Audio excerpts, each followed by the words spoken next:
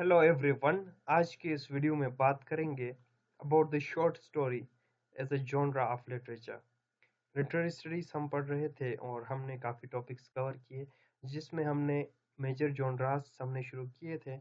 हमने फिक्शन की बात की थी, हमने नॉवल की बात की थी। आज के वीडियो में शॉर्ट स्टोरी के ऊपर बात करेंगे, जो कि एक सब जॉनरा है लिटरेचर के अंदर। शॉर्ट स्टोरी एक बहुत ही इंटरेस्टिंग जॉनरा है।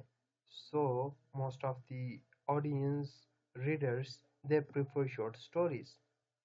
आफ्टर नोवेल के बाद शॉर्ट स्टोरीज पॉपुलर हो गए, जिसमें शॉर्ट स्टोरी राइटर्स ने शॉर्ट फिक्शन लिखा, यानी शॉर्ट स्टोरीज लिखे, और रीडर्स ने काफ़ी इंजॉय किया इनको, जिसकी वजह से ये मशहूर हुए। So short story, first you need to understand what a short story is.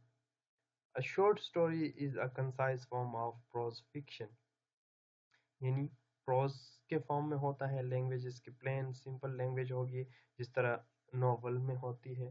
But short story novel से शॉर्ट होता है in terms of length. So you can read a short story in one sitting. एक sitting के अंदर ही आप short story को पढ़ सकते हैं। लेंदी नहीं होता, कुछ ही पेजेस का होता है। सो एक और हमारे पास सब जॉनरा है जो कि रिलेवेंट है शॉर्ट स्टोरी और नॉवल के, जिसको हम नोवेला कहते हैं। NOVELLA नोवेला, जो कि इनके रिलेटेड है, बट अगेन इनका डिस्टिंक्शन है, डिफरेंट है शॉर्ट स्टोरी और नॉवल से, based on the length. So a novella is longer than a short story but shorter than a full length novel. उसको हम नोवेला कहेंगे। बट हमारा मेजर टॉपिक शॉर्ट स्टोरी है, जिसकी हम एलिमेंट्स ऑफ शॉर्ट स्टोरी की भी बात करेंगे, कुछ राइटर्स को भी डिस्कस करेंगे। सो शॉर्ट स्टोरी का हमने समझा था कि it's a short brief concise prose fiction, जो कि मोस्टली ये फिक्शनल ही है, obviously not based on truth imaginative stories. So ये शॉर्ट स्टोरी भी हमें स्टोरी टेलिंग करता है, हमें स्टोरी बता देता है, मिथ्स के बारे में बता देता है, फेरी टेल्स होंगे। सो इसको रिलेट किया जाता है oldest types of textual manifestation. और उसके अलावा जो है टेल, यानी जो टर्म टेल है, इसको स्टोरी कहा जाता है। Tale means story, to tell a story. और बाइबल का इन्फ्लुएंस भी हमें मिलेंगे, बाइबल के स्टोरीज भी आपको देखने को मिलेंगे। सो उसके अलावा हम देखते हैं कि earliest examples of short story, जो कि अरबियन 1001 नाइट्स, अरबियन नाइट्स मशहूर है शॉर्ट स्टोरी के लिए, जिसको कंपाइल किया गया था 14 सब सेंचुरीज के अंदर। फिर हम देखते हैं बाद में जोफ्री चौसर का कैंटरबरी टेल्स के अंदर मल्टीपल स्टोरीज को मर्ज किया गया है। ठीक है, मल्टीपल शॉर्ट स्टोरीज को मर्ज करके एक पूरा फॉर्म कैंटरबरी टेल्स के फॉर्म में उसको पब्लिश किया गया। सो शॉर्ट स्टोरी इमर्ज हुआ एज अ इंडिपेंडेंट टेक्स्ट के तौर पर by the end of 18th century, और नोवेल के डेवलपमेंट के साथ साथ इसकी भी डेवलपमेंट होने लगी। सो नोवेल का हमने देखा हुआ था कि उन्होंने नोवेल ने अट्रैक्ट किया कॉमन पीपल को, मास अमाउंट में प्रिंटिंग होने लगा, जिसकी वजह से लोगों ने एंजॉय किए, पढ़े। सो शॉर्ट स्टोरी ने इतना सक्सेस तो अचीव नहीं किया, बट पॉपुलर रहा। सो नोवेला की हमने बात की थी। सो देर इज एग्जाम्पल आप देखें तो जोसेफ कॉनरेड का हार्ट ऑफ डार्कनेस, जो कि एक नोवेला है। Elements of A short story, ये नोवेल के भी एलिमेंट्स है, शॉर्ट स्टोरी के भी है, कि शॉर्ट स्टोरी के अंदर क्या होता है। So it's a story, obviously plot के बगैर, चाहे नोवेल हो, स्टोरी हो, चाहे आपका प्ले हो, प्लॉट के बगैर स्टोरी एग्जिस्ट नहीं करता। सो प्लॉट के हमने बात की थी कि plot is the sequence of events, कि उस स्टोरी का प्रॉपर बिगिनिंग होगा, मिडल एंड एंड होगा।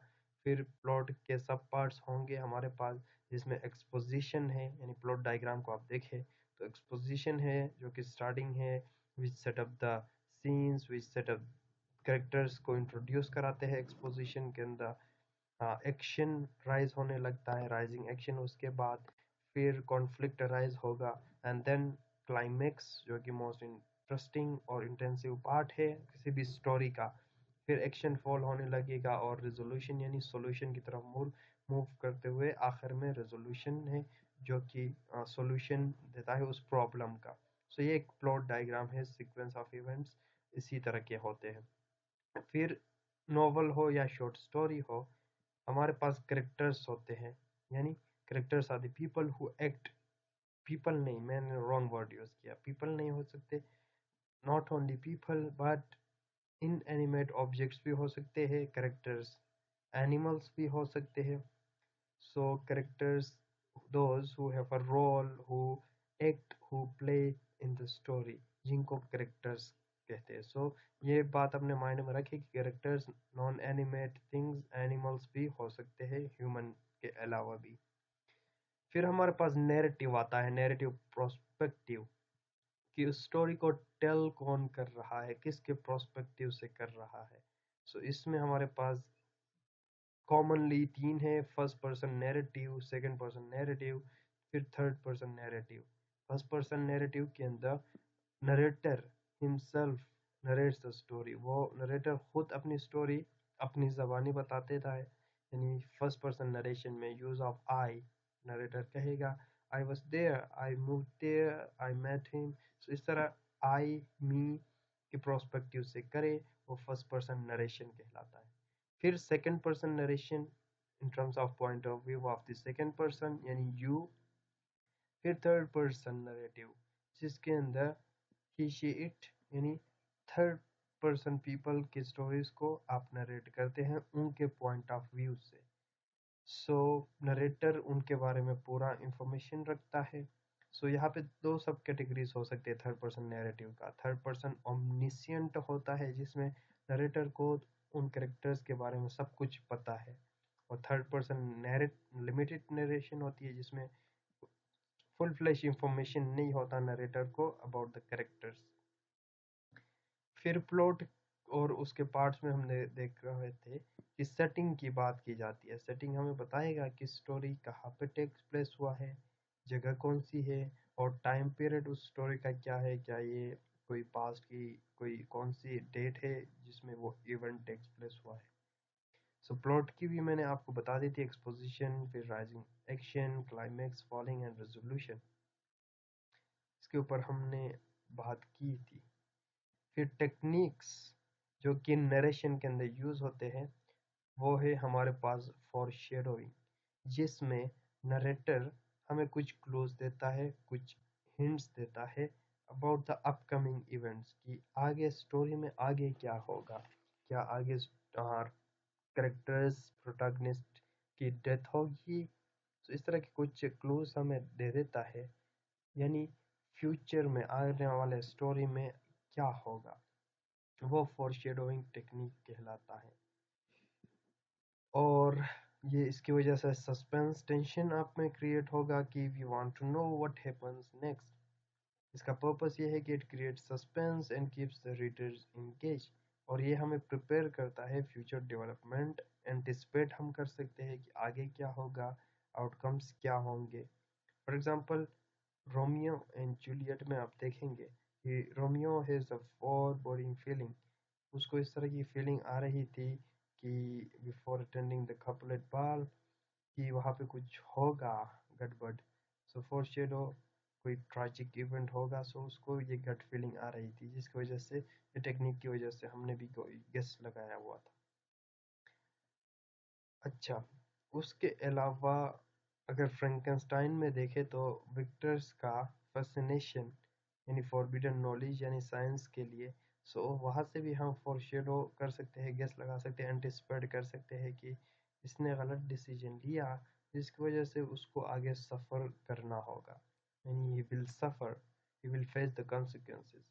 फिर एक और टेक्निक हमारे पास नरेशन के अंदर देखने को मिलेगा, वो है फ्लैशबैक का, जिसमें ये होता है कि पास्ट के ऊपर रिफ्लेक्ट किया जाता है। कैरेक्टर्स दोबारा अपने पास्ट के बारे में सोचते हैं, पास्ट लाइफ में चले जाते हैं।